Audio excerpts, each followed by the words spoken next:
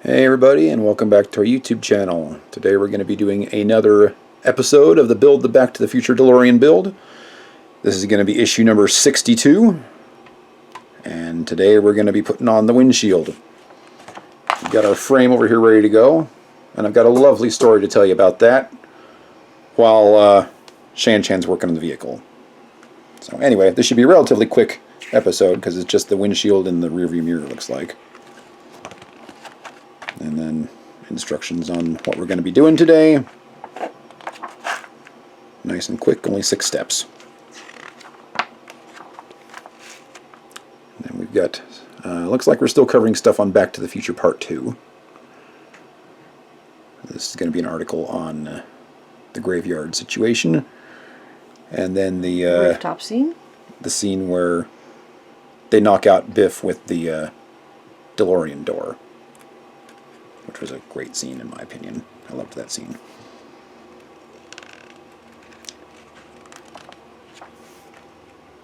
And then an article on the late George McFly. This was actually brilliant writing on the part of the writers because Crispin Glover didn't want to be in the movie. And the way they had this whole thing plan out was just fantastic.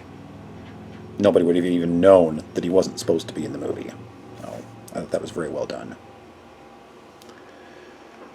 All right, let's get to it. Next one's going to be the hood. Yeah, which I'm pretty excited about because now we're going back to metal pieces and we're finally going to have a hood on this thing. It's going to finally start looking like a good car. All right. So, step number 1, get the windshield on there. You going to talk about it then? Yeah, so while Shan Chan does that, basically we're going to get the windshield put on and then we've got some NM screws that are going on the back. So while she's doing that, I'm going to tell you a lovely story about what's been going on. I have mentioned this a few previous episodes that Eagle Moss is no longer manufacturing these parts, and that's been the case now for about 9 months. Fortunately, we've had enough issues to keep us busy during those 9 months. But when we got to this issue, issue number 62, we ran into a little problem. The frame on the car was bent. This one right here. And it was bent very drastically in a way that not only could we not repair it, it wouldn't sit on the car right, which I didn't even notice before, and the windshield didn't go in there. It didn't fit, I mean, not even a little bit. Keep looking, dear. So, when we found that out, we contacted Fan Home, which is the company who took over from Eagle Moss.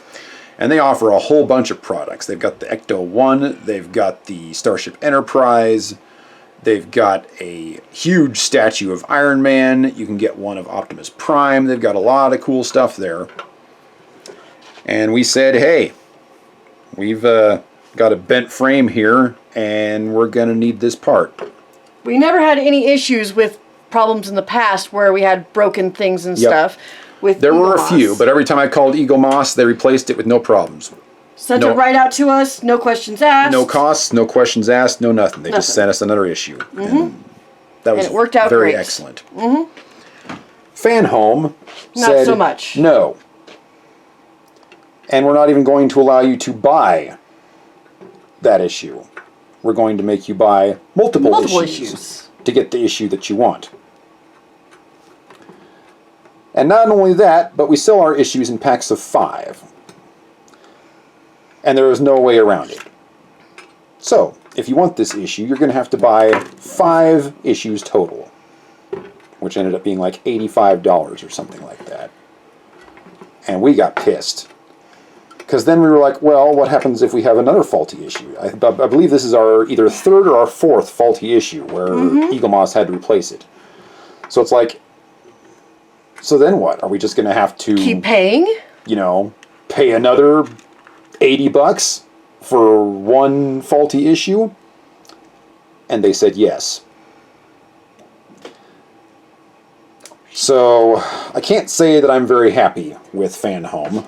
We actually looked into just selling this whole model and scrapping the whole thing. But yeah, and giving up. Shan Chan loves Back to the Future, and we started. And the other models this. were not as neat. All of them were cool. Don't get me wrong, But when you get your hopes up for something as cool as this one... Yeah, and we've also been working on this now for several years. And so all this work is just going to waste, and then we get one that's not quite as good. Still cool, but not quite.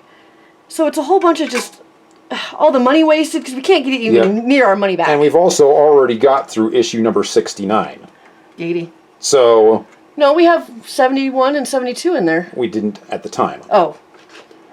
So they said to restart this thing, we'd have to restart it at issue 60 so that we could get another frame. And then pay for issues 60 all the way through 69. Mm-hmm. Which would be about $160. Which was ridiculous. Yeah, we were not happy. No. So what we did was we signed up for a second account under Shan Chan's name. Ordered 2 issues, because when you start a new account, they give you 2 issues. Which is how we got this. Mm-hmm. And then we canceled it immediately after. So as soon as the issues got delivered, we canceled it. And the other one, which I restarted, I put a suspension on until... We figured out if this would work. Next month. October 2023. Mm-hmm. And then they're going to start sending us from issue 72, which is what we've got now. They'll start sending us the regular subscriptions after that. Mm-hmm. In packages of 5. So but yeah, a lot of disappointments I'm and a little pain. irritated. We're really only about halfway through the build at this point. And we're really, really worried that we're going to get another faulty issue before this is done. And what we're going to have to do is start a new account again. Yep. We might even, if they don't allow us to use the same email, we might even have to make throwaway emails just to get new accounts if they don't allow the same email from the last time. Yep. Because we were already on an issue. And even then, we won't be able to get 1 issue. We're going to have to get 2. So once again, we're paying for a whole bunch of stuff that we don't need. Mm-hmm. They've got no backing on this product. If they send you a faulty issue, oh well. Yep. You're going to have to pay for another one.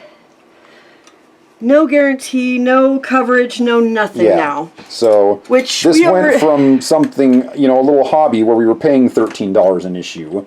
And doing it at our own pace and not having to worry about it, to if we have one mistake, we might be paying hundreds of dollars more. Uh-huh.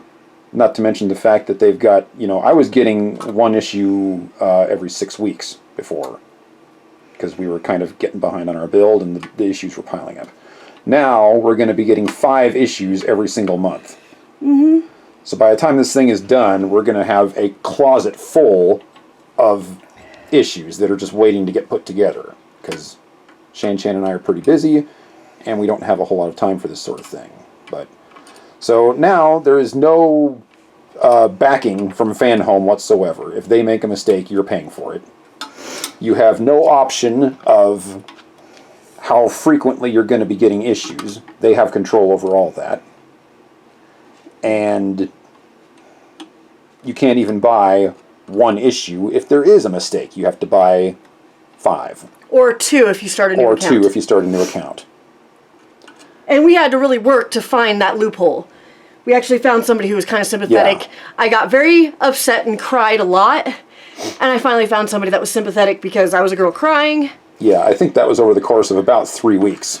Yeah, because I called multiple times trying to figure out what we were going to do. We kept calling them and trying to figure something out about what we could do with this thing. So it was not like they helped us out the first time going, oh, well, here's a loophole. No, I had to call multiple times and cry. Every time I contact them, they're like, this is it. Sorry, deal with it. Sorry. It was my mother, sorry. Yeah, there's also some noise going on outside because our front porch is being remodeled. So we apologize in advance to all 12 of you who are watching this. But for those of you that are thinking about starting one of these things with Fan Home, be prepared for a lot of headaches. Shan and I are never going to do one of these ever again. No. Not through Fan Home. That's for darn sure. Well, I mean, even if we did it through another company, what if they get bought out like Eagle Moss did before we can finish the project and we have to deal with this sort of thing again? Yeah. It's just not. It's not worth going to be it. for us. Nope. At the beginning, I thought this was going to be a great way to get my YouTube channel off the ground, and now these are watched less than pretty much any other video that I ever post on there. My Highlander stuff is what's driving the channel right now. I thought this was a way for us to bond and have something to do together. That too. That's what you told me it was for. But I thought that, you know, we would generate enough money from YouTube views that the model would pay for itself. And that certainly hasn't happened. In fact, the YouTube channel isn't paying for itself at all, no matter how many videos I put on there. Well, no, because now we can't. Yeah, but we'll worry about that later. Yeah. So anyway, that's my lovely story involving Fan Home. Think about everything that I've said very, very carefully before. And this one's a little bit loose because it keeps going in crooked and I can't get it straightened out. But it's in there good enough, it's not going to really be that much noticeable. Mm-hmm.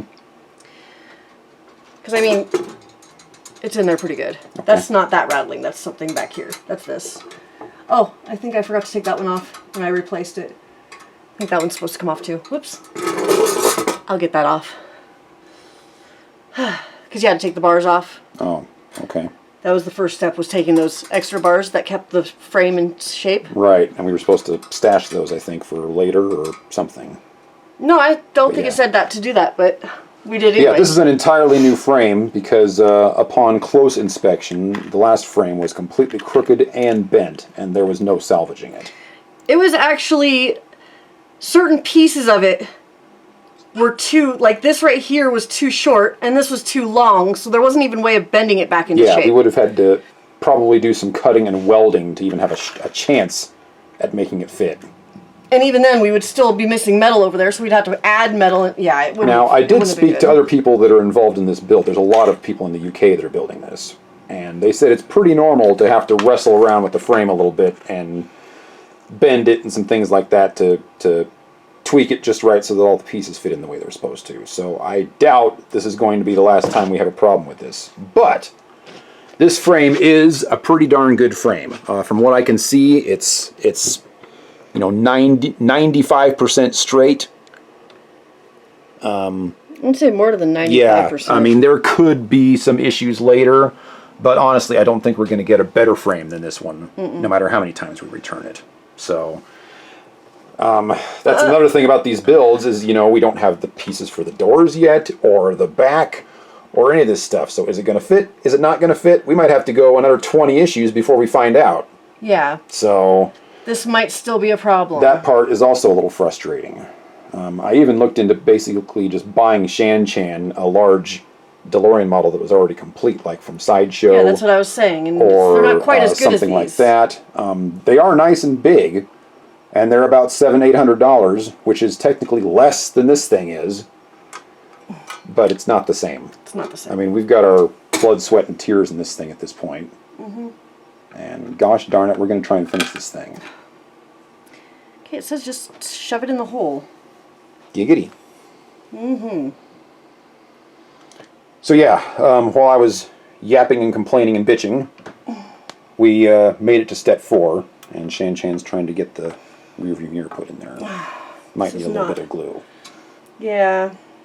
Wouldn't surprise me at all if it needs a little bit of glue. I'm afraid I'm breaking it by pushing it too hard. And we need to get some more of that 15-second glue now that we're out of it. Oh shit. Sorry. Poo. Oh poo. It's bending.